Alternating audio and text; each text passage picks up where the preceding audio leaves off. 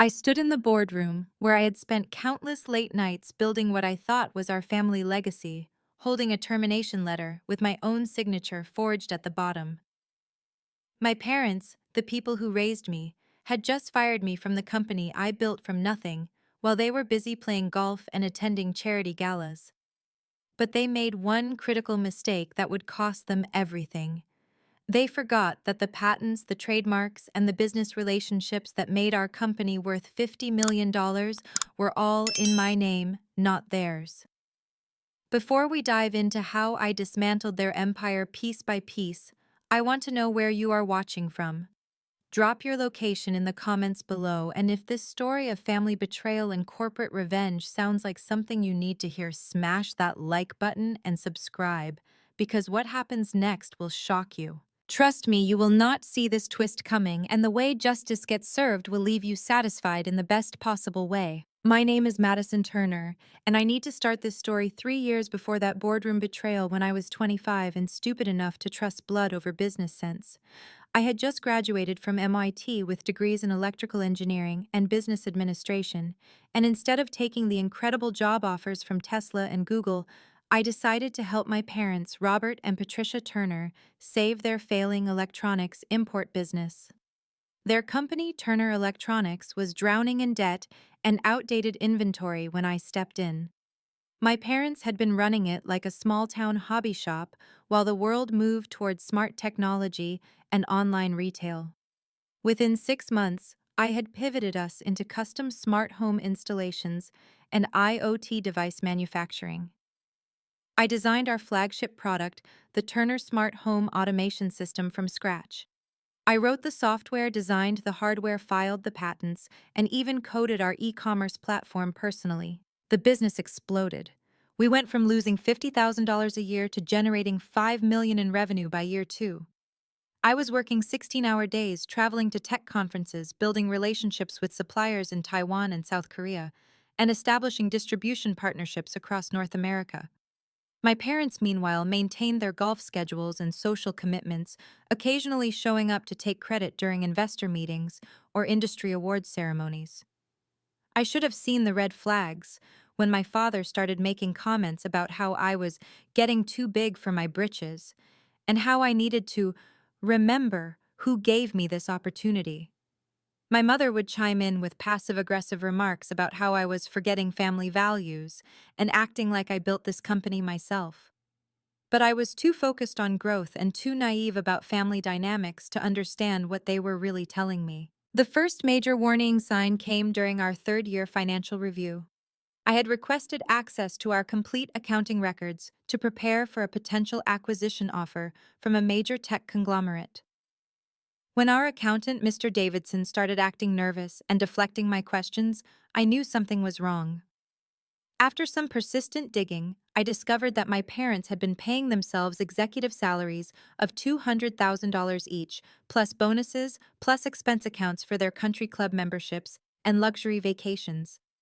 Meanwhile, I was drawing a modest $60,000 salary because they convinced me we needed to reinvest profits back into the company. They had been living lavishly off my innovations while treating me like an entry-level employee. But the financial discrepancies were just the beginning of what I would uncover. When I confronted them about the salary disparities, my father became defensive and angry. He told me I was being ungrateful and that I should appreciate the opportunity they had given me. My mother accused me of being money-hungry and suggested that maybe I was not ready for real business ownership. Their gaslighting was so skillful that I actually started questioning whether I was being unreasonable. That night, I went through every piece of paperwork in our office. What I found made my stomach drop to the floor. They had been systematically moving company assets into their personal accounts, equipment purchases that never arrived at our facility, consulting fees paid to shell companies they had created, marketing budgets that funded their personal travel. They had embezzled nearly $800,000 over 2 years. But the most devastating discovery was a series of emails between my parents and a business consultant named Harold Fitzgerald. They were planning to force me out of the company and sell it to the same conglomerate that had been courting us.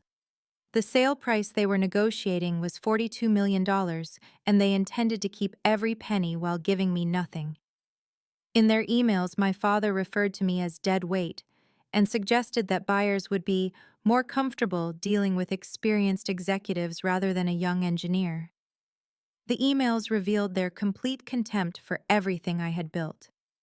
My mother wrote that I was too emotional and idealistic for serious business, and that they needed to regain control before Madison ruins everything with her perfectionist nonsense. They had been planning this betrayal for months, carefully documenting any minor mistakes I made and building a case for my incompetence. The final piece of their scheme involved transferring all intellectual property rights to a new corporation they had formed without my knowledge. They planned to fire me, claim ownership of my patents and designs, and present themselves as the true innovators behind Turner Smart technology. They had even prepared press releases describing how they had mentored their daughter in engineering principles and were now ready to take their innovations to the next level with more experienced leadership. I sat in that office until sunrise, reading email after email that revealed how thoroughly my own parents had been planning to destroy my career and steal my life's work. They did not just want to remove me from the company. They wanted to erase any evidence that I had been the driving force behind our success. They were planning to rewrite history and claim credit for everything I had created. I spent the next week pretending everything was normal while secretly consulting with the best intellectual property attorney in the state. What my parents did not realize in their eagerness to steal my work was that I had been incredibly thorough about documenting my contributions to the company. Every patent application listed me as the primary inventor. Every major client contract had my signature and personal guarantee. Every supplier relationship was built on my direct communication and technical expertise. More importantly, I had been smart enough to retain personal ownership of the core technologies that made our business valuable. When I first developed the Turner Smart system, I had created my own limited liability company, Madison Tech Solutions, to hold the intellectual property rights. I then licensed the technology to Turner Electronics under terms that gave me complete control over how it could be used. My parents never bothered to read the licensing agreement they signed. They just saw it as a formality that let them put Turner Smart on our marketing materials. My attorney, Sarah Wellington, was a brilliant woman in her 50s who specialized in corporate fraud and family business disputes. When I showed her the evidence of embezzlement and the emails about forcing me out, her eyes lit up with the kind of professional excitement that told me my parents had made very serious legal mistakes. "Madison," she said, leaning back in her leather chair, "your parents have committed multiple felonies, and they have done it in writing. But more importantly for your immediate situation, they have no legal right to the technology that makes this company valuable. Without your licensing agreement, Turner Electronics becomes a shell corporation with no sellable assets. We developed a strategy that would expose their crimes while protecting my interests and preserving the value of what I had built. The first step was securing all evidence of their financial fraud and documenting their attempted theft of intellectual property. Sarah connected me with a forensic accountant who could trace every dollar they had stolen and prepare documentation that would hold up in court. The second step was reaching out to key stakeholders before my parents could execute their plan. I scheduled individual meetings with our three largest clients, representing 60% of our revenue, to discuss upcoming changes in our business structure.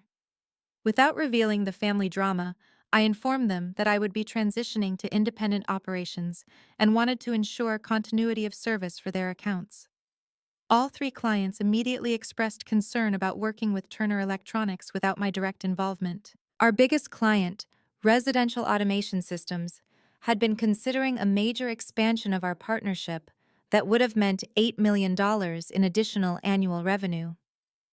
Their CEO, Marcus Rodriguez, told me bluntly that they viewed me as the primary value proposition in our relationship and would need to reconsider their contracts if I was no longer leading their account. The third step was the most satisfying. I formally notified Turner Electronics that I was terminating our licensing agreement for Turner Smart Technology effective in 30 days. This was completely legal under the terms I had negotiated, but it meant that my parents would suddenly find themselves unable to manufacture, sell, or service their primary product line. My father called me within 2 hours of receiving the termination notice, screaming about lawsuits and family loyalty. He threatened to destroy my career and make sure I never worked in technology again. When I calmly explained that I was simply exercising my legal rights as the intellectual property owner, he became so angry that he started making threats about cutting me out of the family permanently. That conversation was exactly what I needed. I recorded every word with my attorney's guidance as he incriminated himself further and revealed the depth of his plans to steal my work.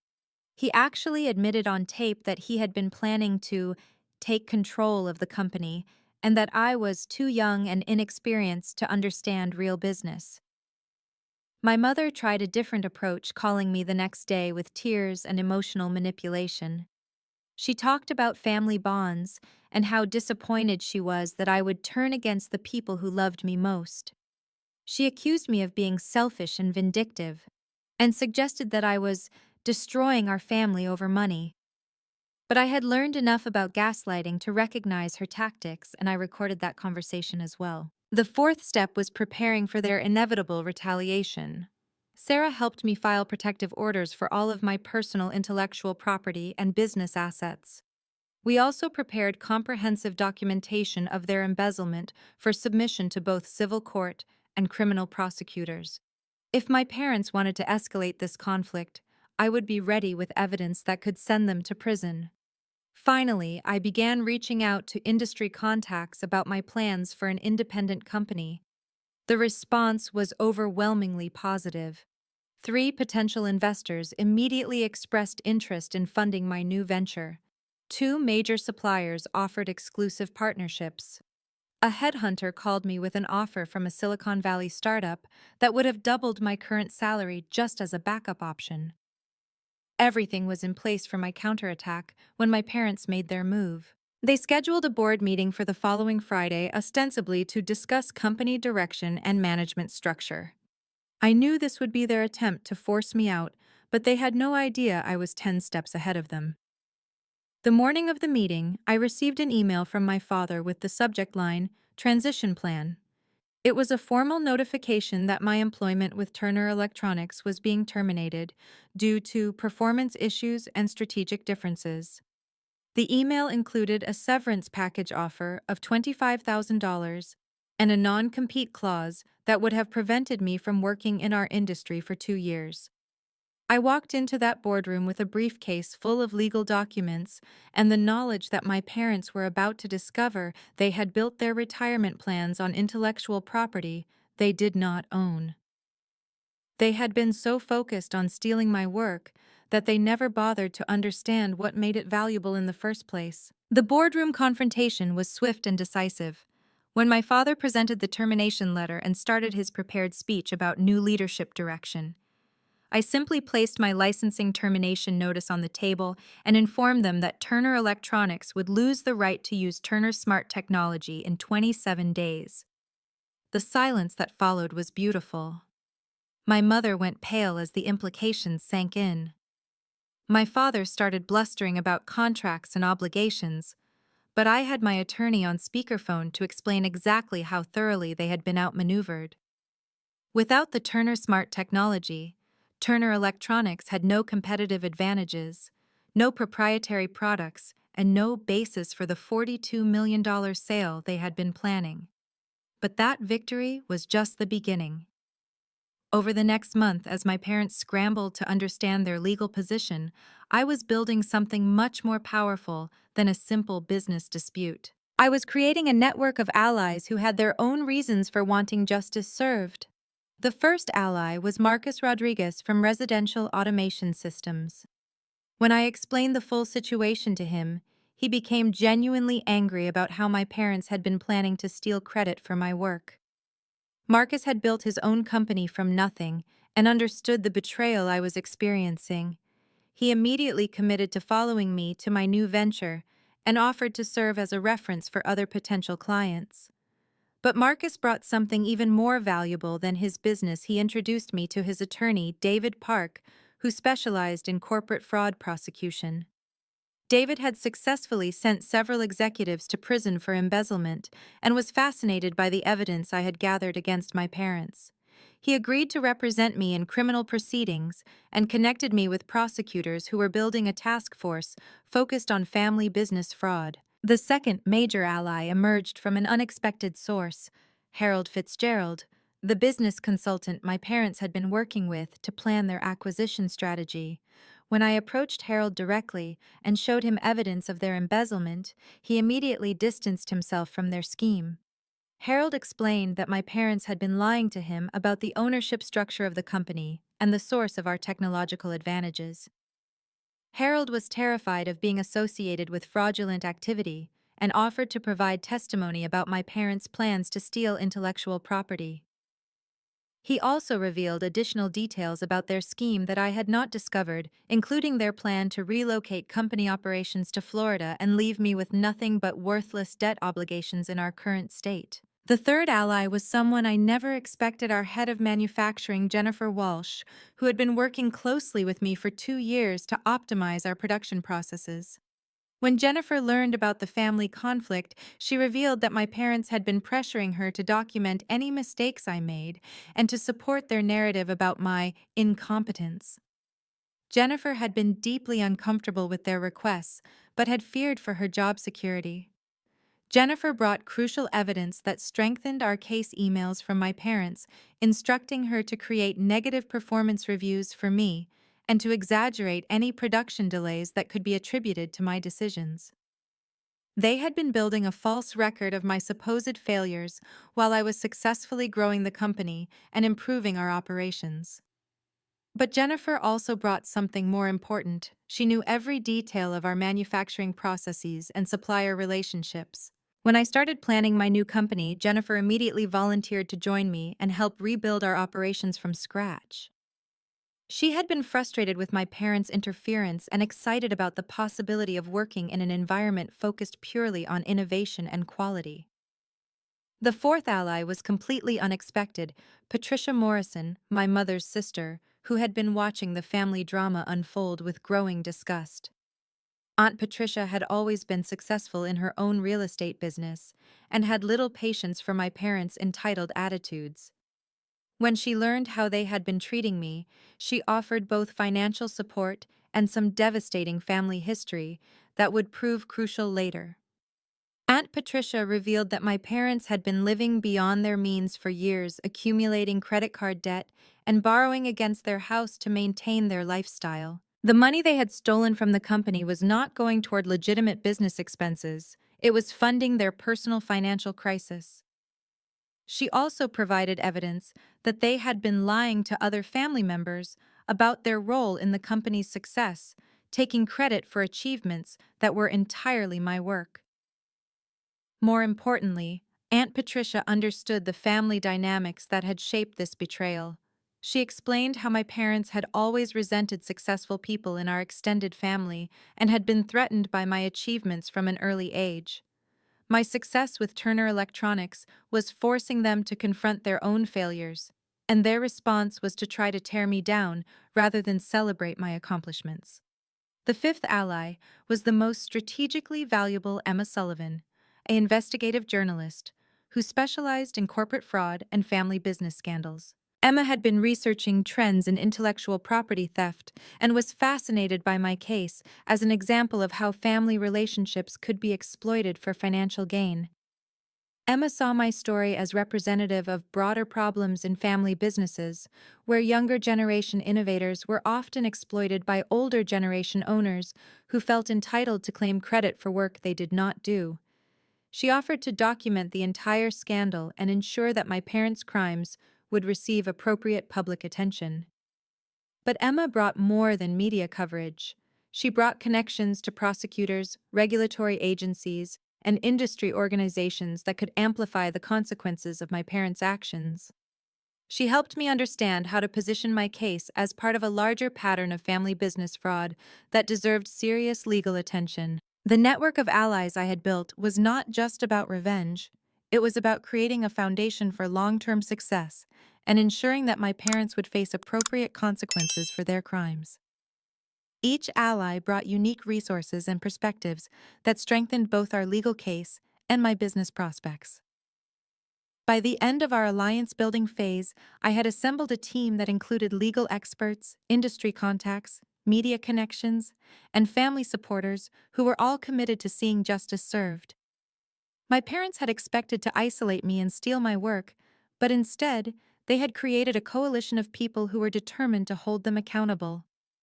The stage was set for the next phase of our confrontation, and my parents had no idea how many enemies they had made in their pursuit of stolen wealth.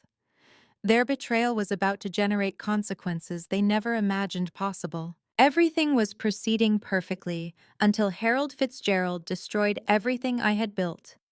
The man I had trusted as a crucial ally in exposing my parents' crimes had been playing a much deeper game than I realized, and his betrayal nearly cost me everything I had worked to achieve.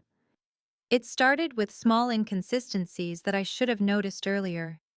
Harold would ask detailed questions about my legal strategy that seemed slightly outside his legitimate need to know. He expressed unusual interest in my financial resources and timeline for launching my independent company. When I mentioned specific evidence we had gathered, he would probe for details about where documents were stored and who else had access to them. I dismissed these red flags because Harold had been so helpful in providing testimony about my parents' plans. He had given us detailed information about their acquisition strategy and their intentions to relocate company operations. His cooperation had been crucial in building our legal case, and I was grateful for his support during such a difficult time. The first sign of real trouble came when David Park, my criminal attorney, called me with disturbing news. The prosecutors who had been building a case against my parents suddenly seemed less enthusiastic about pursuing charges. Evidence that had previously been considered compelling was now being questioned. Witnesses who had been cooperative were becoming reluctant to testify. David suspected that someone was undermining our case from the inside, but we could not identify the source of the problem. My parents' defense attorney seemed to have access to information about our legal strategy that should have been confidential.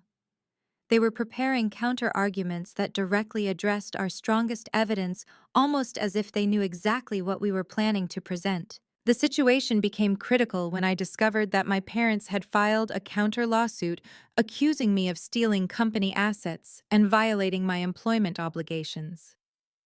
Their lawsuit included detailed information about my licensing agreement with Turner Electronics that only Harold had been privy to during our strategy sessions.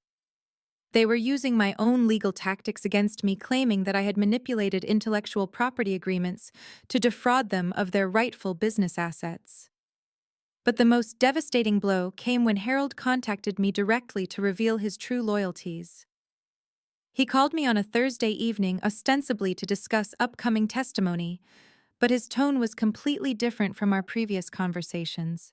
He sounded confident and slightly smug as he explained that he had been working with my parents from the beginning of our alliance-building process. Harold revealed that my parents had hired him not just as a business consultant, but as a strategic intelligence gatherer.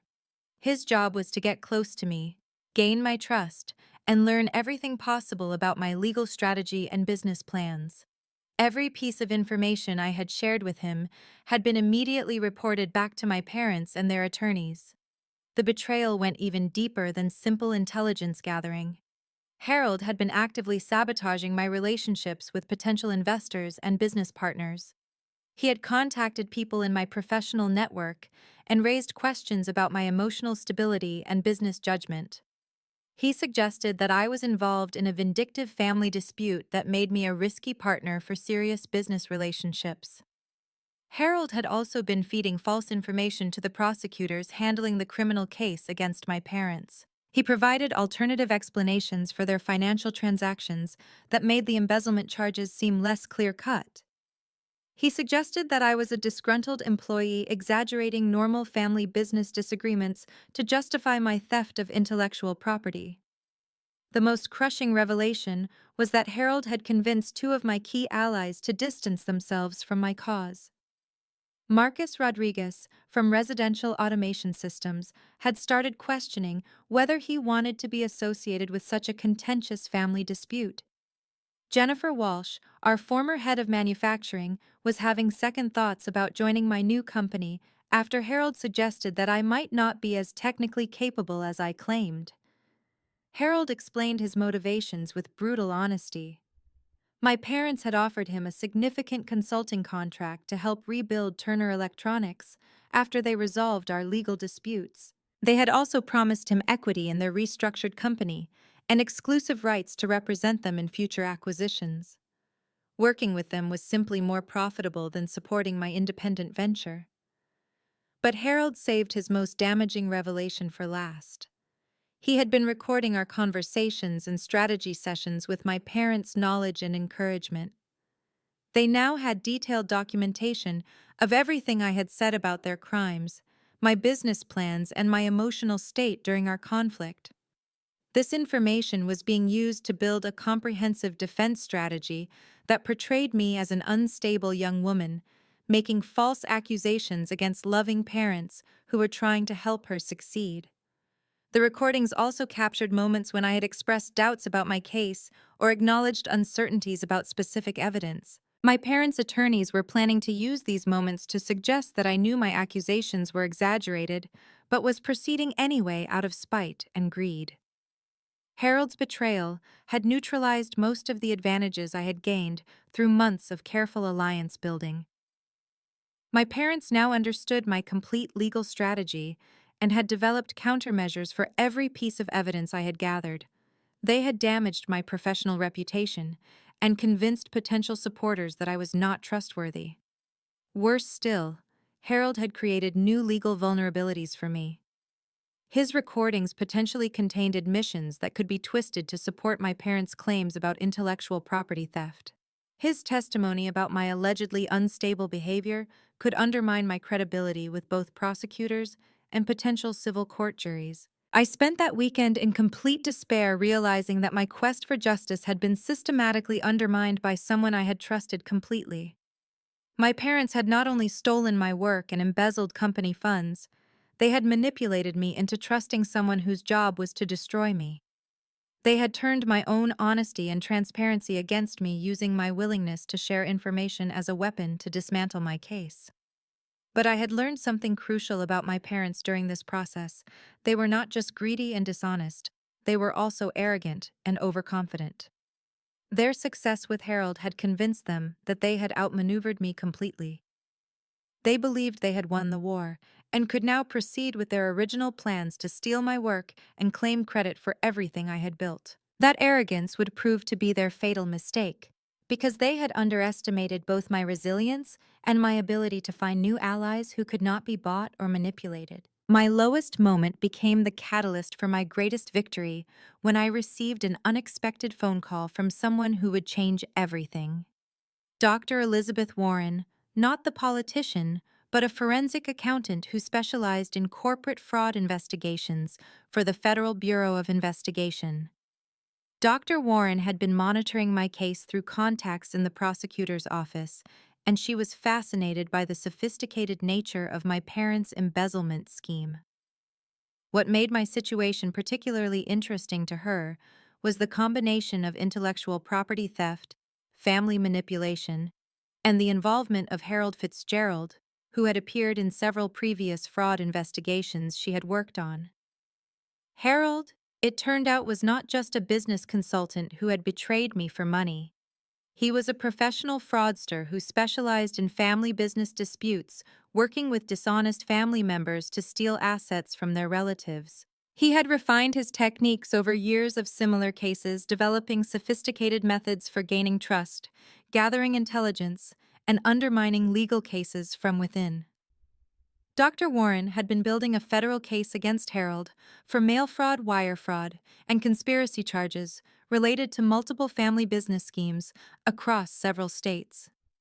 My case represented the final piece of evidence she needed to secure indictments against him and potentially dozens of his previous clients, including my parents.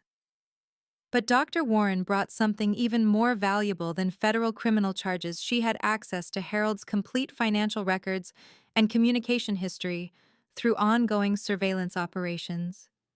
The FBI had been monitoring his activities for 8 months, recording his conversations and tracking his financial transactions as part of their broader investigation into family business fraud networks. This meant they had recorded Harold's conversations with my parents, including planning sessions where they discussed strategies for stealing my intellectual property and destroying my reputation.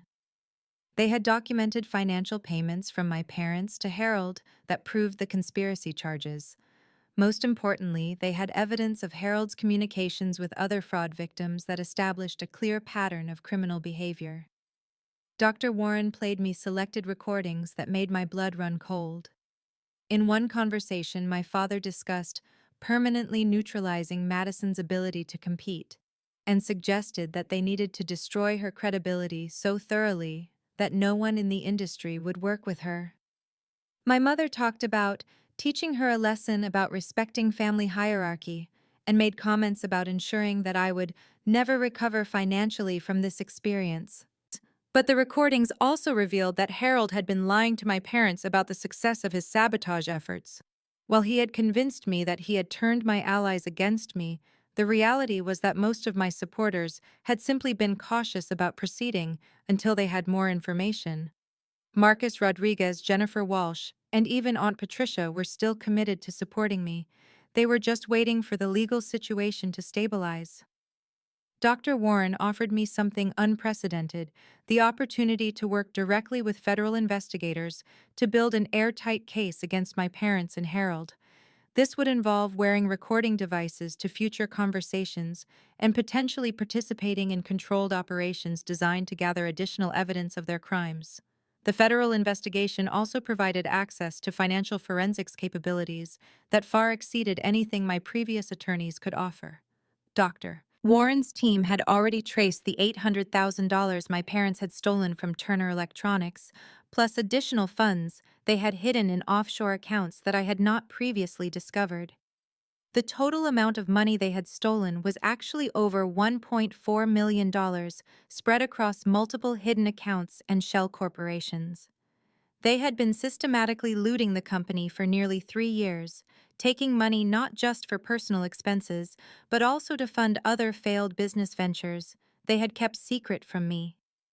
But the most shocking discovery was that my parents had been planning this betrayal from the moment I joined Turner Electronics. Dr. Warren showed me evidence that they had consulted with Harold about strategies for exploiting my work even before I had developed the Turner Smart technology. They had never intended to treat me as an equal partner. I had been viewed as free labor whose contributions would eventually be stolen. The federal case also revealed connections to other family business fraud schemes that painted a disturbing picture of how common these betrayals were. Harold had worked with parents who stole from children's siblings who defrauded each other, and business partners who destroyed lifelong relationships for financial gain. My situation was not unique.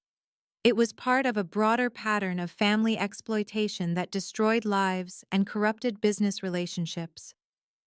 Working with Dr. Warren also brought me into contact with other victims of family business fraud who had successfully fought back against their betrayers.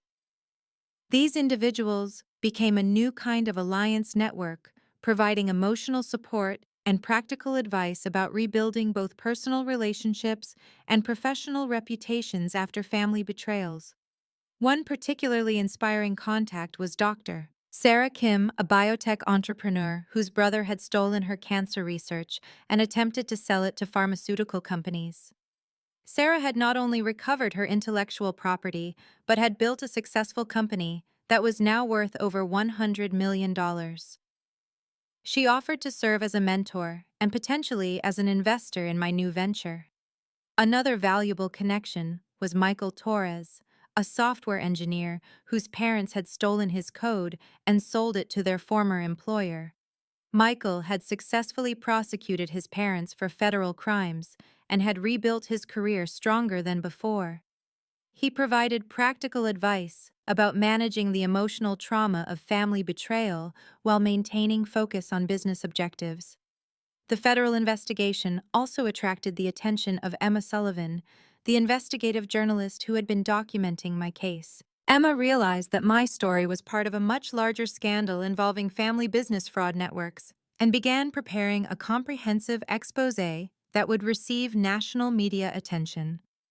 But the most satisfying development was watching my parents' confidence begin to crack as they realized their situation was spiraling beyond their control. Harold had been arrested on federal charges and was cooperating with investigators to reduce his own sentence. Their criminal defense attorney had informed them that they were facing potential prison time for multiple felonies. Dr. Warren arranged for me to make one final recorded conversation with my parents, ostensibly to negotiate a settlement, but actually to gather evidence of their complete confession.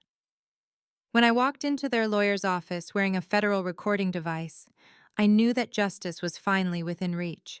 The conversation that followed would destroy their remaining defenses and provide the evidence needed to ensure they would face appropriate consequences for everything they had stolen from me. The final confrontation with my parents was more devastating than I ever imagined possible. Sitting in their attorney's conference room with federal recording equipment, capturing every word, I watched them completely incriminate themselves while thinking they were negotiating from a position of strength. My father opened the conversation by offering me a settlement of $100,000 to drop this nonsense and get back to being a family.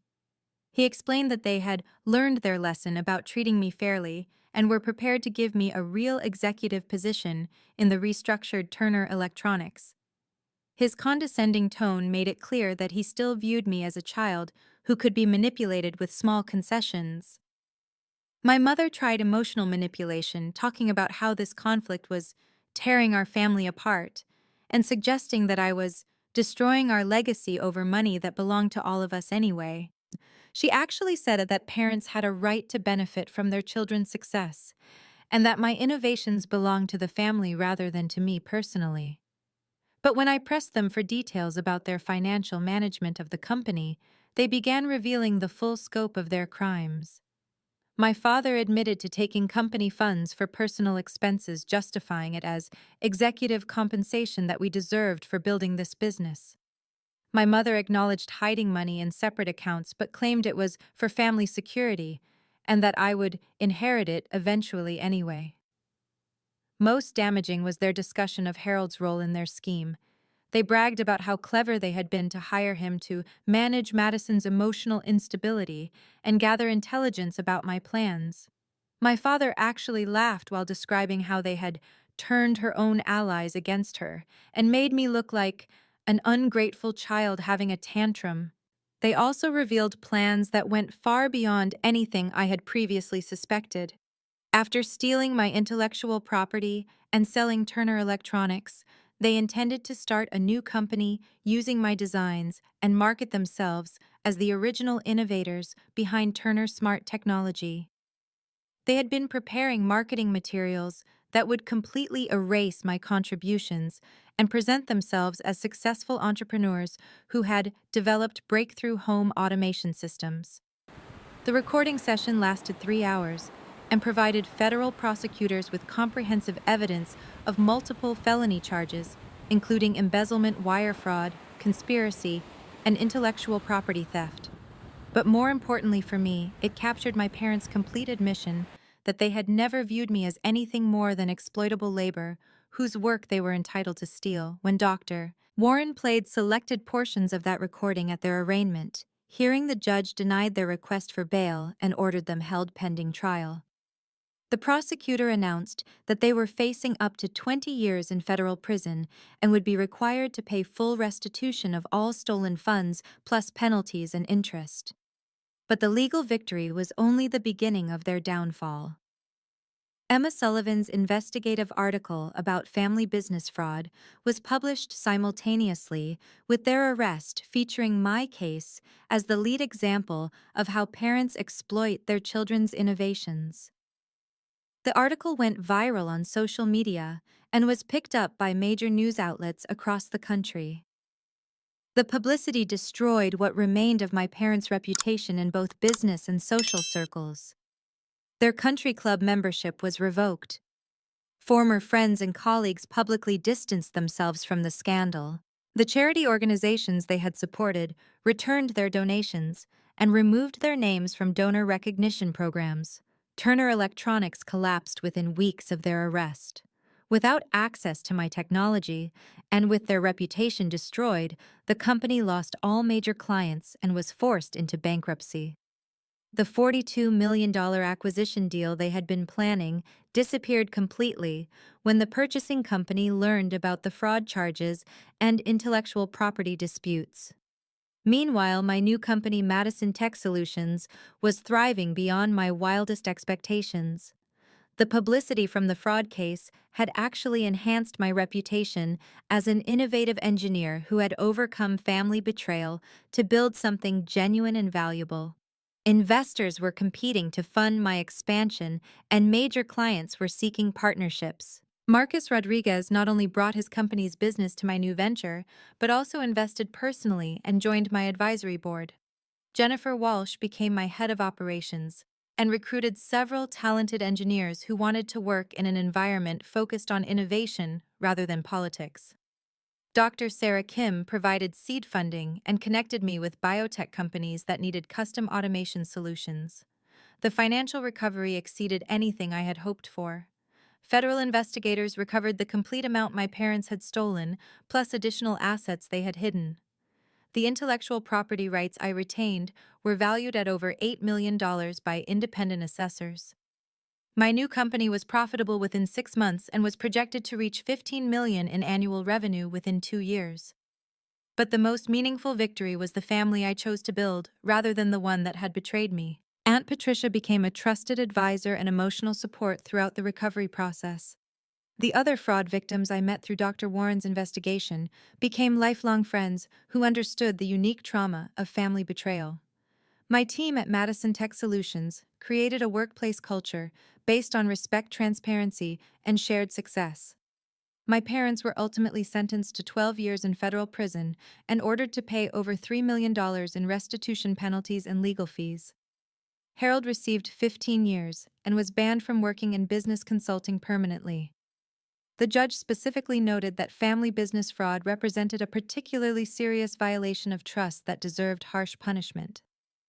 6 months after their sentencing, I received a letter from my father asking for forgiveness and claiming that he finally understood how wrong they had been. I read it once and threw it away without responding. Some betrayals are too profound for forgiveness, and some relationships are too toxic to preserve even within families. Today, Madison Tech Solutions employs 47 people and has expanded into 3 states. We specialize in custom automation solutions for clients who value innovation and ethical business practices. Our company culture explicitly prohibits the kind of exploitation and manipulation that I experienced, and we actively support other young entrepreneurs who are building their own ventures. The experience taught me that blood relationships do not guarantee loyalty, but chosen families built on mutual respect and shared values can be stronger than any biological connection. Success built on stolen work never lasts, but achievements earned through genuine innovation create foundations that cannot be destroyed by betrayal or jealousy. Looking back, I am grateful that my parents revealed their true character before they could cause even more damage. Their betrayal forced me to become stronger, more independent, and more careful about who I trust with my dreams and ambitions.